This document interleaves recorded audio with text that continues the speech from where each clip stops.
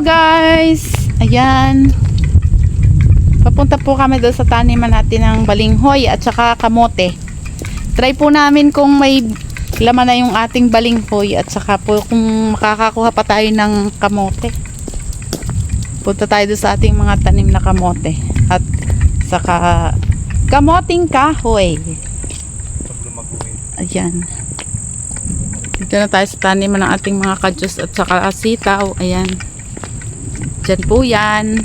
Ang ating taniman ng sitaw. Ayun po oh, sa dulo. Kasama po dyan yung tanim natin na ampalaya. Ayan. Kasama namin yung mga alaga natin, yung mga bantay. Si Batik, si Blacky, tapos ito si Bruno. Ayun si Kurochi. Ayan. Ari ang Bruno. Ay, ayan na si Bruno pala. Ayun. Si Bruno.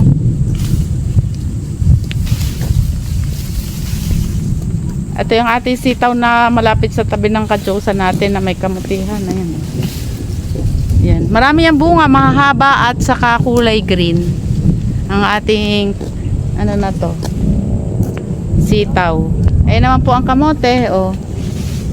Marami pa rin siyang pwedeng talbusin. Ayan po ang klema ngayon. Medyo makulimlim po, parang uulan. Medyo may kulog din po. Yan ang ating klema today dito sa bukid. Ayan. Ito po ang mga balinghoy doon sa kabilang yon.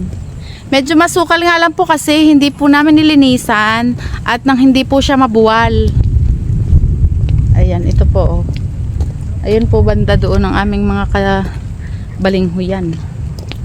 Ating kamuting kahoy. Ito po yung kamote oh. Yan, try po namin kung meron itong bunga or laman. Tingnan po. Ayun, doon po ang ano, balinghoy. Medyo po hilig ang balinghoy doon. Kamuting kahoy. Tingnan po natin kung may laman. Ayan guys, oh. Mga alaga, oh, sunod-sunod. Ayan, magkakasunod. Apat. Si Bruno, si Kurochi, si Blacky, saka si Batik. Ayan ang mga alaga oh. Takot sila sa kulog kasi kumukulog po. Sila ay sunudan sa ano, sa amo. Ayan oh, tingnan nyo, dikit siya. Mga takot sa kulog. Sila ay laging dikit. Ayan po ating balinghoy. O, humilig siya pagkakabagyo. Kaya po, ayan, nakahilig. Ayan, may laman din po. Kukuha kami ng panlaga. Ayun, oh. Naghuhukay tayo. Huhukay tayo ng balinghoy din. Ayan, oh. Meron kaming, ano dito, kaagaw. Inunahan na kami ng daga. Inunahan kami ng mabait. Sino pong nakaka-relate sa mabait? Ayan. Mabait nga po eh. Kaya inagawang kami. Ayan, nandyan sa ilalim si Blacky. Ito si Bruno. Kadikit. Kasi takot sa kulog. Ayan. Si Bruno. Malaki. Ayan si Blacky oh. Napasok sa ilalim ng mga balinghoyan. Ayun din si Kurochi doon sa kabila.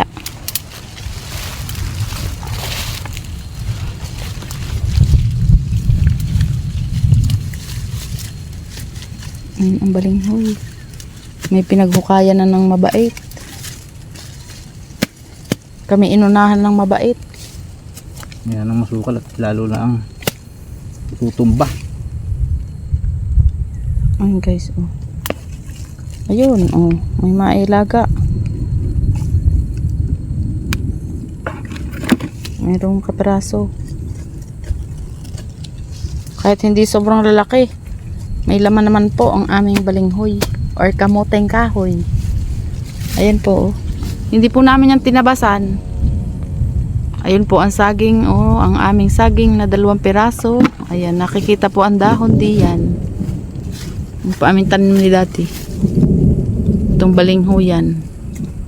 Niyan po namin yung mga masukal. Hindi po namin yung tinabas.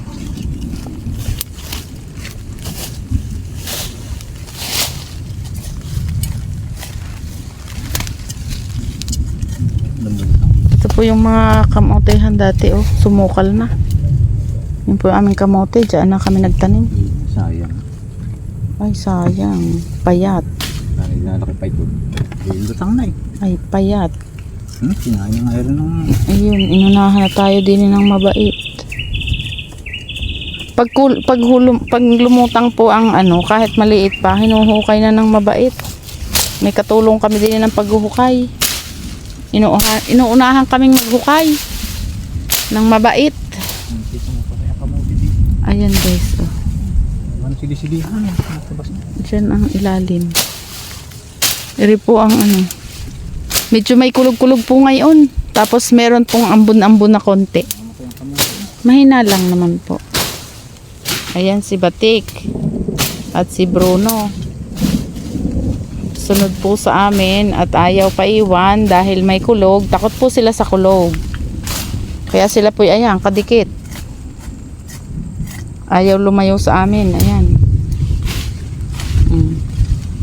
Ayan ang aming mga doggy. Doggy. Naambon-ambon po din eh. Sa bukid. Ayan, ito na po ang aming ano. Ari po ay umalsa na. Kaya kahit medyo maliit, kinuha na. Ayan po yung iba oh. May maiilaga naman po. Kahit na ano, ilang piraso.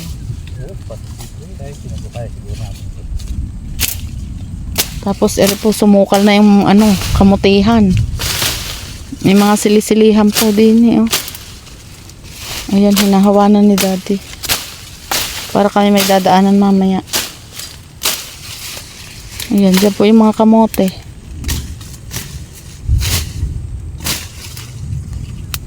Diyan naman po ang mga kamote.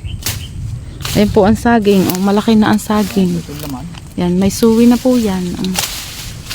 2 puno yan. Saging na aming tanim ni daddy dyan. Magaganda na po, sana yan ay makabuwig at magkaroon ng bunga.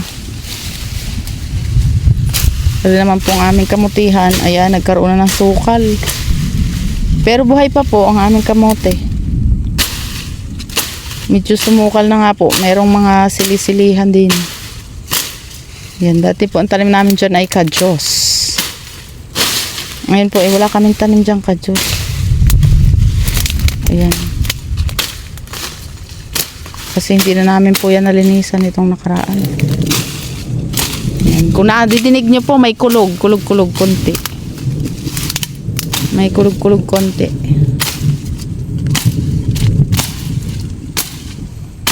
Ayan, nililinis ni daddy oh.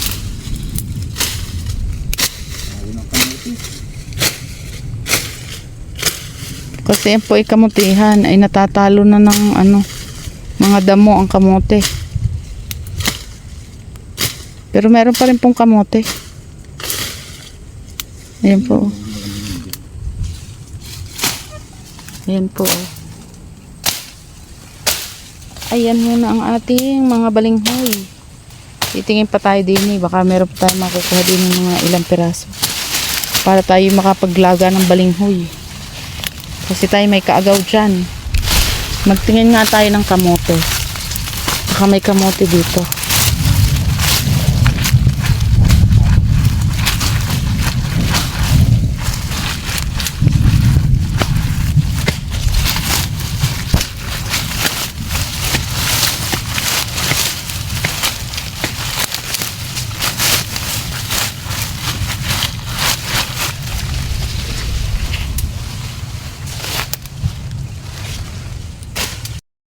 Guys, oh.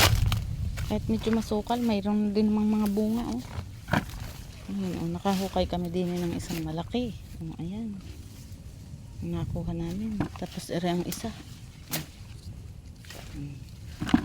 Tapos ito. Ayan. Diyan namin yan nakuha ang isa. Tapos din yung mahaba oh. Ayan, dyan sa isang punong yan. Doon nakuha ni dati isa. Ayan, tsaga-tsaga para makakuha ng ano. kamuting kahoy. Ayan po, humilig na. Ayan. Hindi po namin binubunot lahat para po yung mga maliliit na bunga o yung laman ay hindi po maapektuhan para makatuloy pa at makalaki. Sa sunod naman po yun namin kukunin. Ayan, ganyan. Pinipilan ni daddy yung medyo malaki. Ito na ating nakuha, oh. Marami-rami na yan. Ang ating balinghoy. O ang ating kamuting kahoy. Dito nakakuha kami ng isang malaki. Ayan, oh. Ang ating pinanguha. Sa ating timba. Ayan guys. Kahit kumukulog-kulog ng konti, medyo malayo naman po yung kulog. Dito kami sa balinghoyan.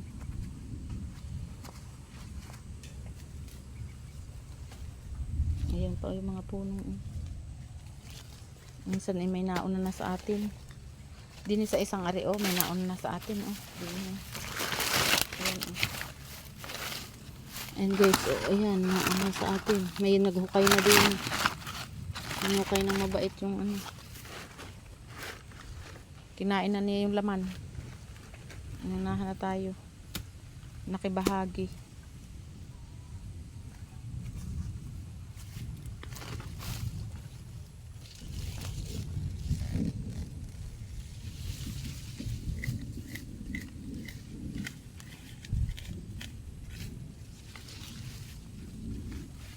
Ayun.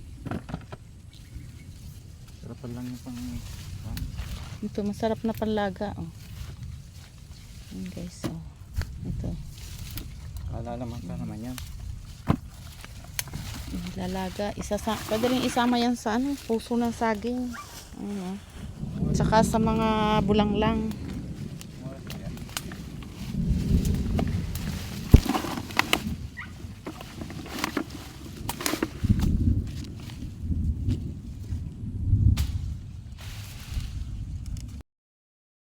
Ayan guys, nakaisang timba kami ng panguha. Ayan, oh.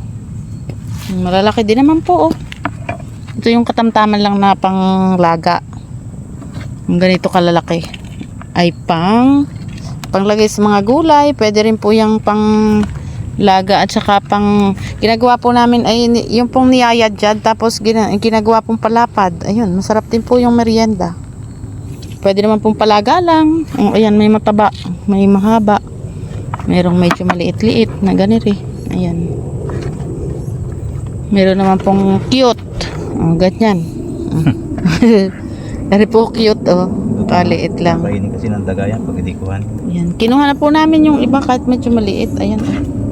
Nakaisang timba po kami sa aming panguha. Ayan. At pauwi na kami sa kubo. Nakaisang timba kami ng balinghoy na harvest today.